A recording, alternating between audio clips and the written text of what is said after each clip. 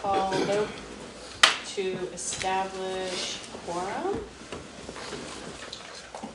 So, Joelle? Here. Awesome. Let's get everybody here.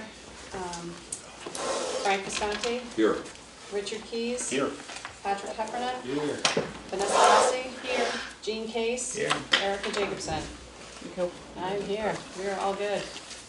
Got everybody here. We're going to switch up the order tonight because we do have a couple of reserve fund transfers, and we have people joining us tonight to talk about those, and we want to make sure that they are able to get through in a timely manner. So I'm going to kind of move through our agenda in a slightly different order, but I'm going to start with public comment because we do have that at the top of our agenda every time, and that is to receive oral communications from members of the public. Members of the public may address the Finance Committee for up to 3 minutes. The Finance Committee will not engage in discussions on topic raised during public comment, but may choose to add the topic to a future agenda. This agenda segment will be limited to 15 minutes. Are there any members of the public that wish to address us this evening? No. Okay, so no members here.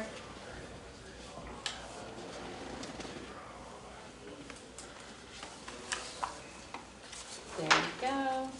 So I would like to address the reserve fund transfers. Our agenda noted 2.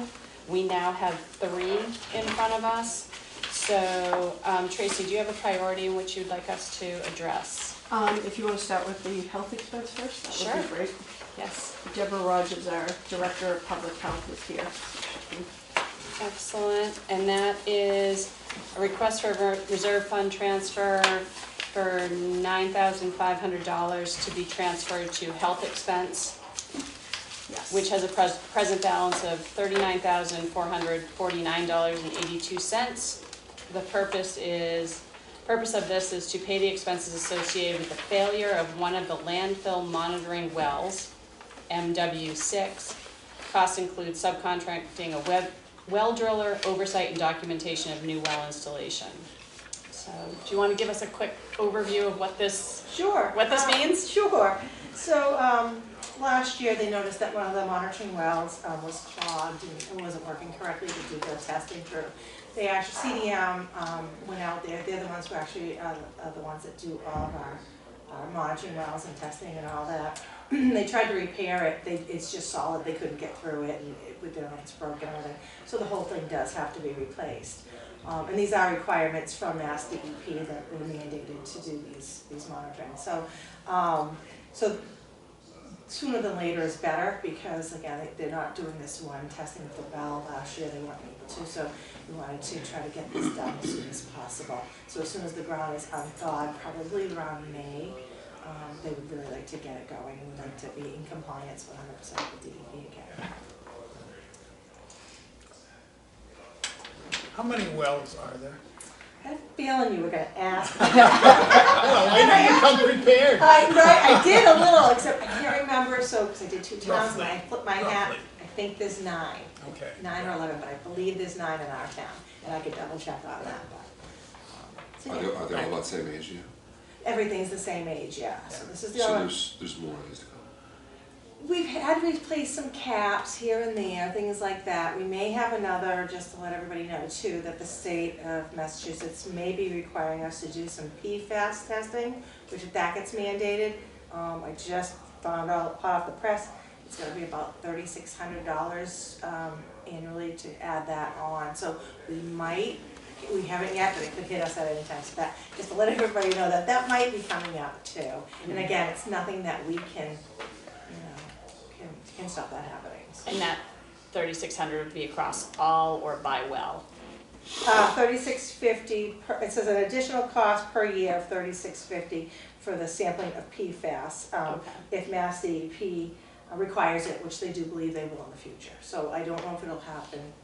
You know, I mean, we could obviously push that out till after fiscal year, but it is something we did budget for next year. Just throwing that out. Okay. And we don't have anything built into the budget to cover well failures. Right.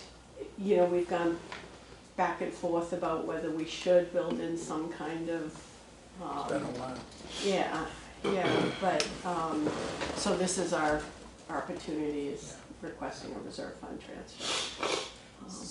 With that said, they are, when they monitor them and test them quarterly, they also send out an independent contractor that they have to send out to send DEP on every single one. So they're out there checking the caps on them, checking the locks and any kind of repair. So they are being monitored regularly, but yes, one could break at any time, you know. It would just be, hopefully, we don't have another one soon, but it could at any time, yes. Motion. I was gonna say, motion to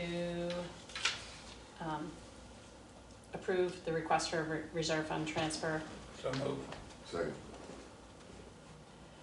All right, all those in favor? Or any discussion, any additional discussion, No. questions? Okay, all those in favor? Aye. All opposed? None? No abstaining? Tracy, do you have an official one I should sign, as I have a pencil here? And I just realized. I will note it on this that we are seven in favor, 0 abstaining, 0 voted nay, and I will sign these all at the end with you, with not a pencil. So, excellent.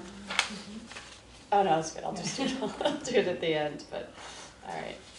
So thank you very Okay, much on thank that. you. Okay. Thank you. In keeping with this, we'll go to the next one, which is a second reserve fund transfer.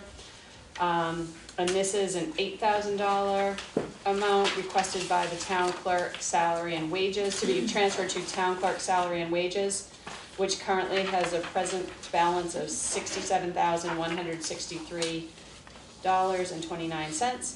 And it says here, the purpose of paying temporary employee in the town clerk's office for 16 hours a week through the end of the fiscal year. This employee will focus on the 2022 Votes Act, in particular, vote by mail. So, do you want to tell us a little bit about this request and what's driving it? What's driving it? Well, as of today, I've mailed out 772 ballots by myself. I don't know if you want some proof on how the process is. I have a whole, it's a lot of work, and I am falling behind on my other work. I have a part-time person now. She comes in on Tuesdays and Thursdays that just takes care of parking, dog, things that come in the mail. We have the censuses we haven't even touched yet, stacks of them. It's just, I mean, I've worked 25 plus hours this past, I worked all weekend, the weekend before, so it's just, I can't keep up. So I definitely need some help. So we're hoping to supplement those other days, that she doesn't have anyone in the office, to just kind of commit themselves to getting the vote by mail ballots caught up, and any other Yes. tasks if they do get them caught up. I mean, it's just the worry that things are gonna fall between the cracks. I mean, I can't keep up with my email. It's just, it's a lot, so. Are you proposing to utilize the person that you have part-time working for you already for an additional 16 hours a week, or it's a totally different person? Totally different person. Okay. That person, the person that you have already is not. She's already on Available. she's already accounted for, She doesn't want to work more than part-time. Okay. yes. Is that what, oh, yes. Yeah. Yes. I just didn't wonder Okay. if she would pick up the. No, she's a 74-year-old retired town clerk that doesn't wanna, Yeah. yes. She has, I had a conversation with someone who was working in Ipswich, doing exactly what you're talking We're about. all in the same boat, Overwhelmed, yes. Completely. overwhelmed. Inundated. They didn't- And part of the issue is people don't read directions. So the ballots come in, not the ballots, the The requests come cards. in, the cards Yeah. come in. I have a stack Yeah, this high that are that I'm wrong. supposed to mail out in- letters Yeah, to them, and I haven't even gotten to that you yet. have to, it's a follow-up. Yeah, Right, yeah, oh yeah, I just, yeah.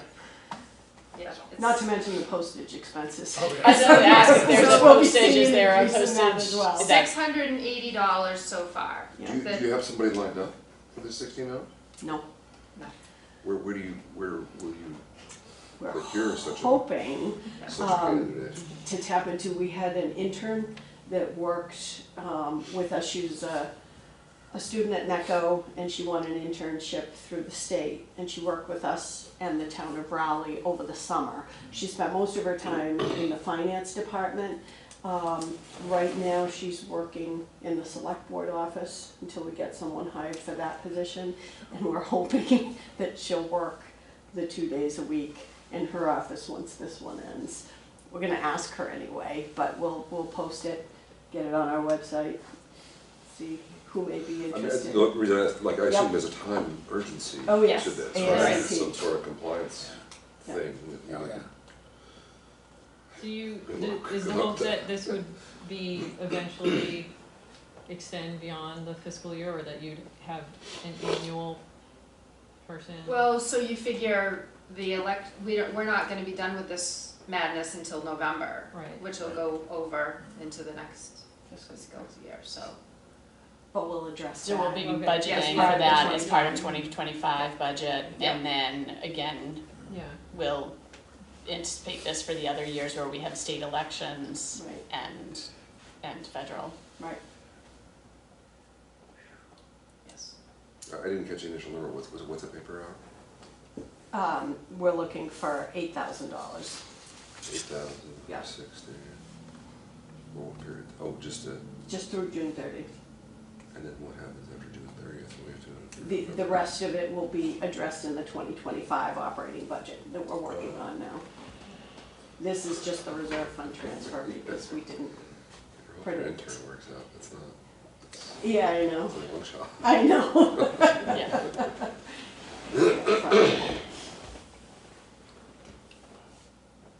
I will entertain a motion to approve this reserve So fund moved. transfer.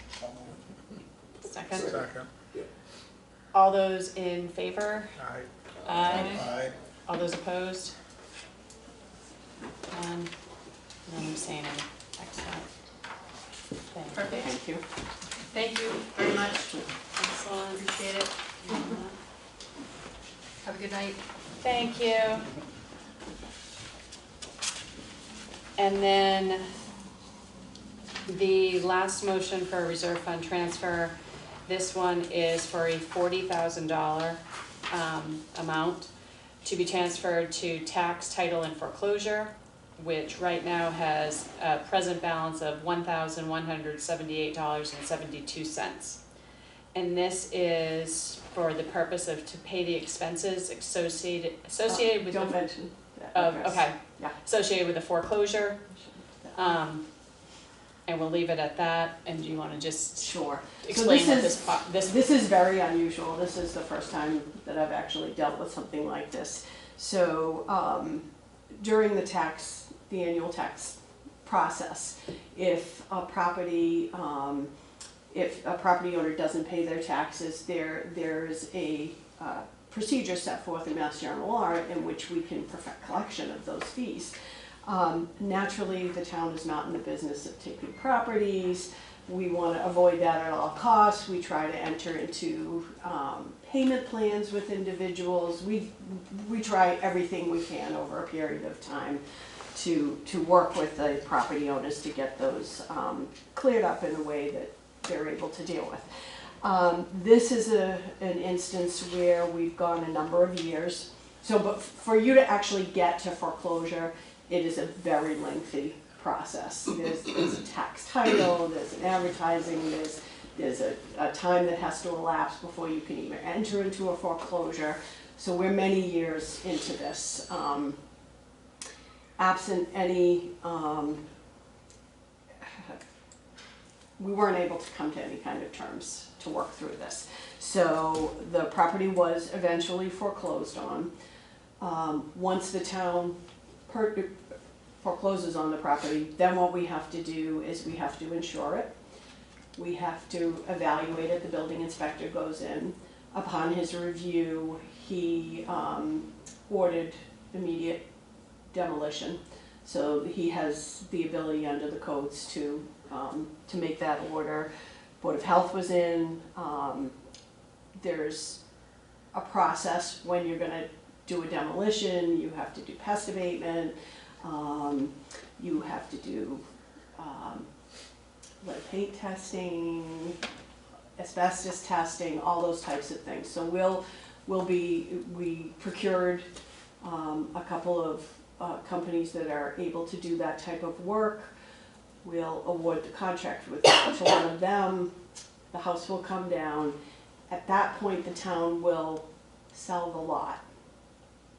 Once the lot is sold, we'll recover all our costs, but we didn't appropriate money at the time, last April when we were preparing our annual budget. We didn't anticipate that it would get to this point. So I'm asking for the reserve fund transfer to go into the tax title account. We'll pay all the expenses out of it. Property will be sold, the town will recover the expenses, the balance will be paid to the previous property owner, if there's any balance left over.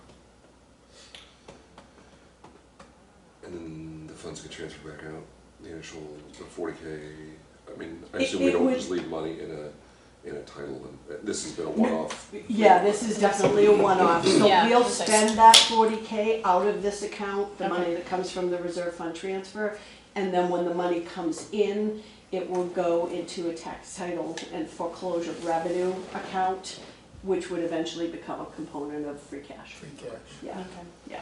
And then we replenish at town meeting, we replenish reserve fund. Right. In such a way.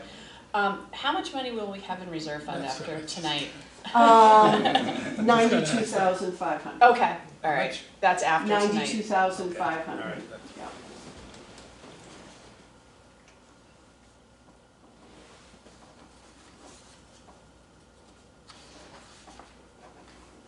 Because I think it's always important to note when we're doing any of these reserve fund transfers is that this is the only money that's not voted at town meeting. Like, money gets put into this account at town meeting, this is the only body that can spend out of this account, and that's why we do it in this way, so, just understanding how much money's in there and what types of things come under it.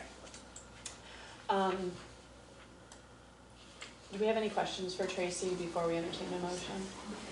That's it. That's needs her signature.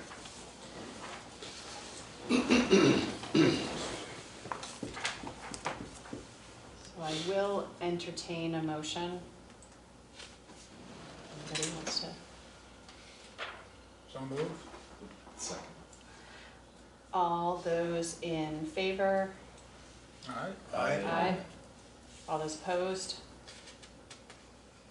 No one abstaining. That passes as well, so. So after tonight's votes, we have 92,500 remaining in the reserve fund.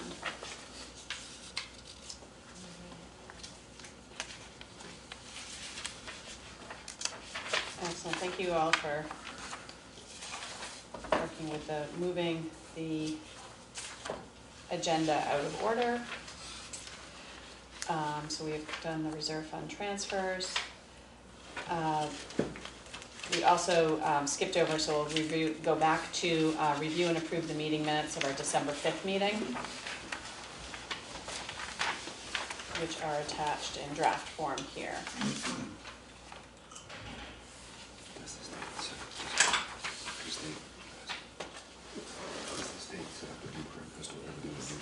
Yep.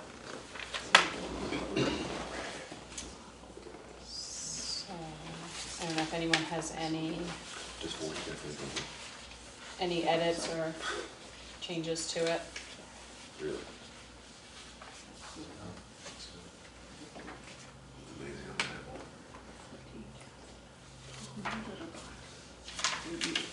Okay, so the members who can vote to approve the minutes that were here are me, Joe, Frank, Richard, and Patrick. So if you all, I will Motion to approve. Motion approved. All those in favor? Aye. Opposed?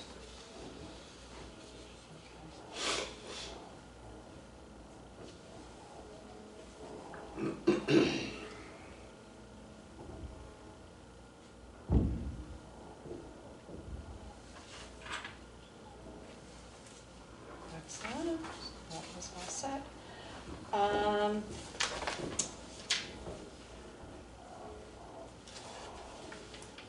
Tracy, let's do administrator's report. Because- I provided you guys a tentative budget calendar, just so you can see what we currently got scheduled. It's not unusual for the FinCom to jump in on an extra meeting, sometimes in February or March as we get closer to town meeting. But that's what we've got planned anyway for right now. The fiscal 2025 budget is already at this early stage proving to be very challenging.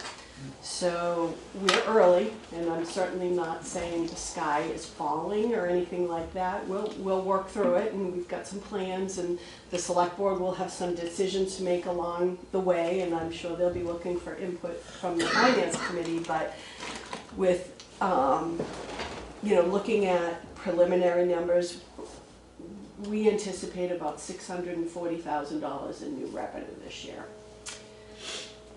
The preliminary or tentative Triton budget at this point, which hasn't been voted, but is just for discussion purposes, is looking for an increase of $850,000 from Newbury. That's exclusive of anything from Whittier and Essex Tech.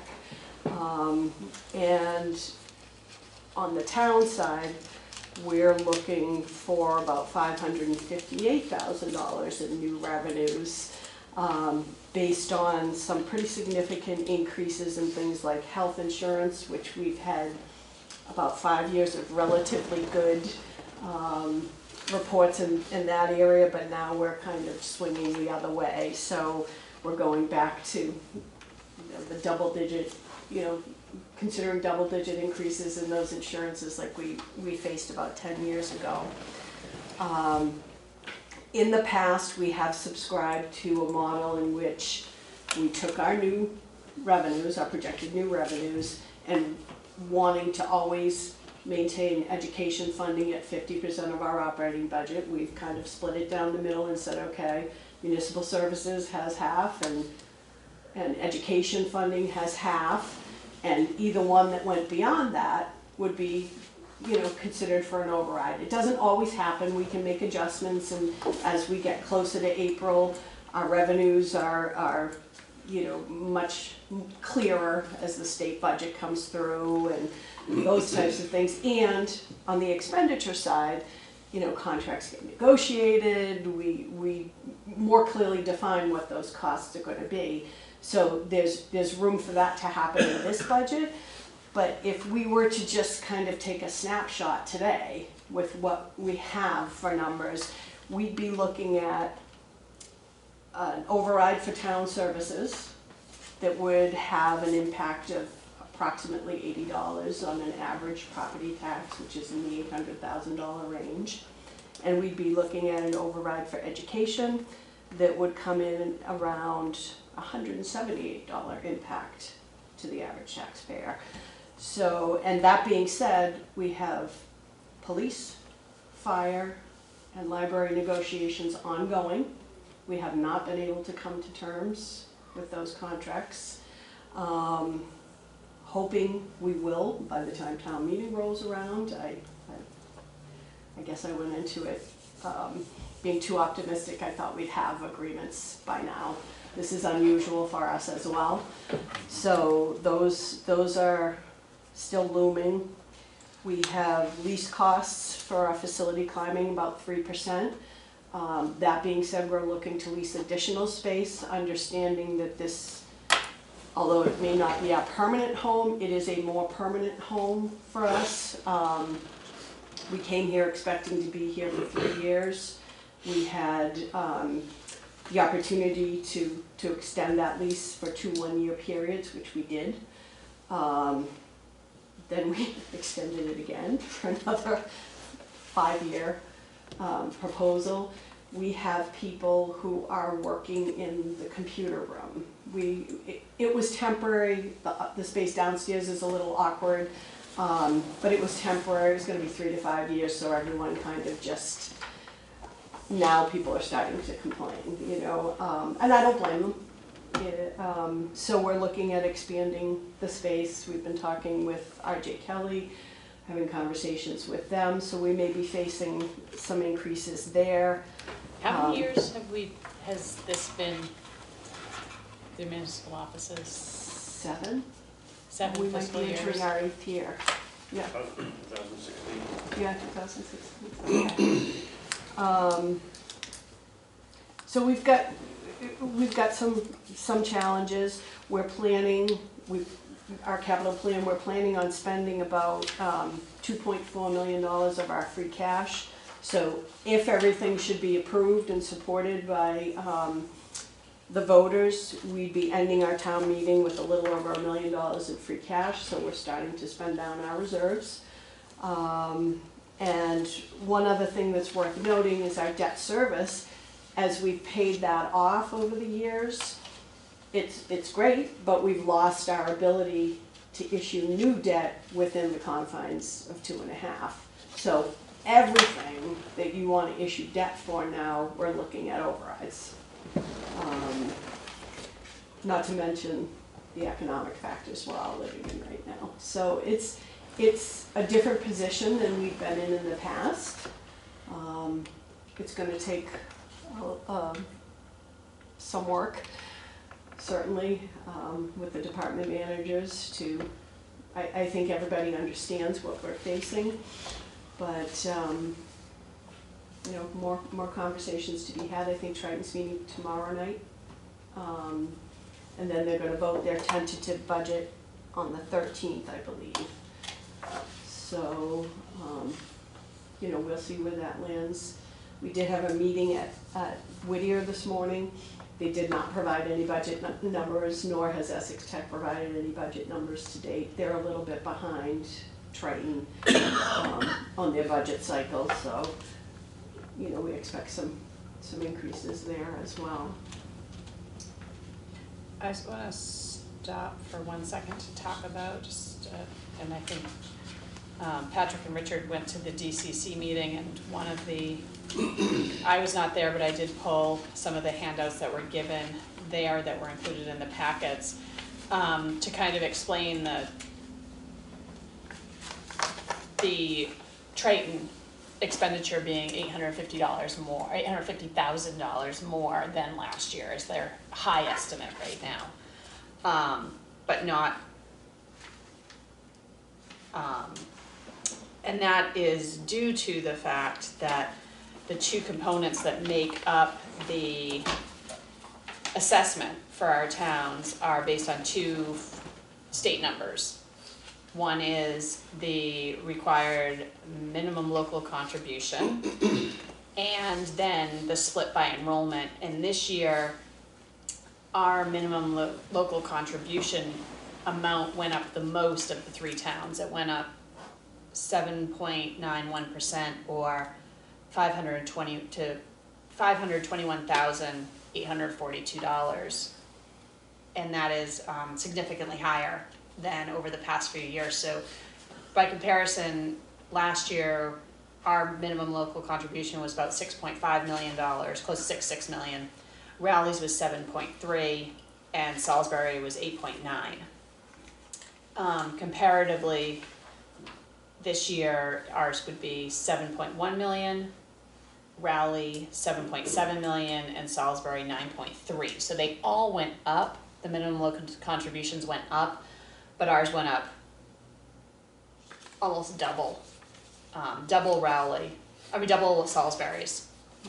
These are enrollment based? No, this is based on the state formula for our minimum local contribution. So this is before we're even looking at anything enrollment related. The state does not calculate enrollment. No, they do that next, but that part, but this, on this pure alone, this is what's driving that increase. And It's part driven of, by Yep. ability to pay. Ability to pay. so Jean's absolutely right. So what Driven the by state ability. looks at, their formula takes into consideration EQV, so your property values, congratulations, you've all made good investments, are continuing to rise based on market sales. That's what they use, and your incomes. So they take the information from your income taxes. And that is, some of what goes into the formula to consider Newbury's ability to pay.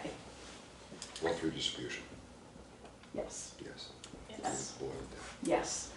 So that's, yeah, so that starts the formula, and then this year, in terms of the enrollment numbers, which also comes from the state as part of that same little communication of that, is that overall, our foundation enrollment is slightly less than last year, but it's proportionally less across all three towns. No one saw a big swing one way or another. Our change for Newbury was that our percent of enrollment is up 0.11%.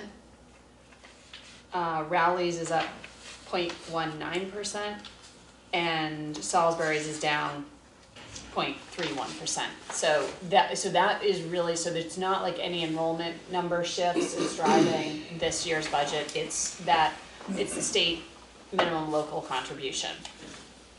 So we pay that, and then each town pays their minimum local contribution, and then the rest of the assessment gets split by the proportion by enrollment, which is not much changing this year.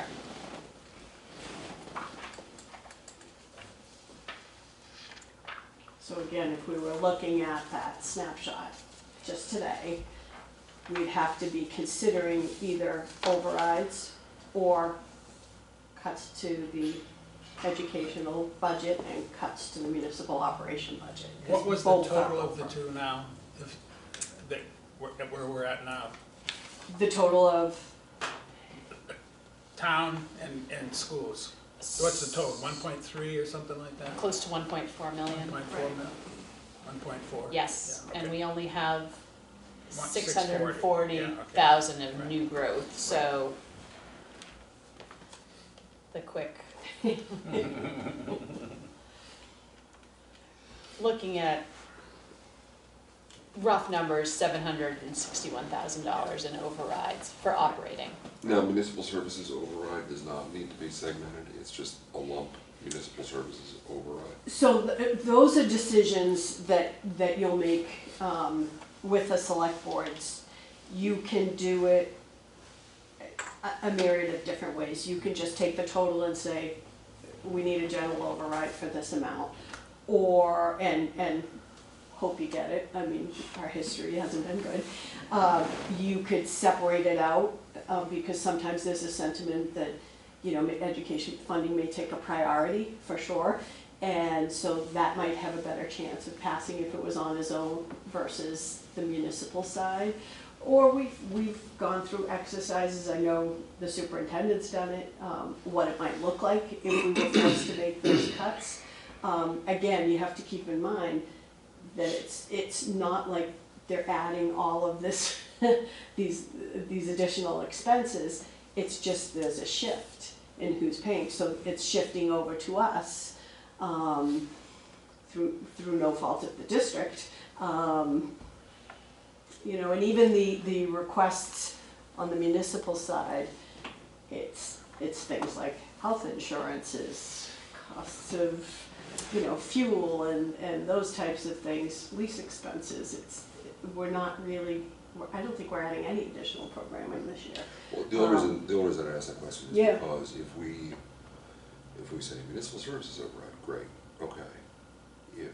My concern is that, well, to use a real world example, my concern is that based upon the general sentiment around building a town hall, if, for example, expansion of space here is lumped into that municipal services override, my opinion is that it will go over like a lead balloon. So perhaps segmentation or specificity municipal items is better. You can have as many Yeah. questions as you want, you know, for, if we evaluated it just on the municipal side and we looked at it and we said, okay, we need an override to fully fund the operating budget. If not, these are the services that would be on the proverbial chopping block. Generally speaking, Government Finance Officers Association kind of sets forth those things that they deem non-essential. It's not a term I give to any of those services, it's just you generally will look at your non-essential services first. Those are things like recreational programming, libraries, senior, council on aging programs, those types of things normally, not always, but usually would be considered for cuts before you would say eliminate a police officer position or a DPW worker. So you could make it that specific. So if this override fails,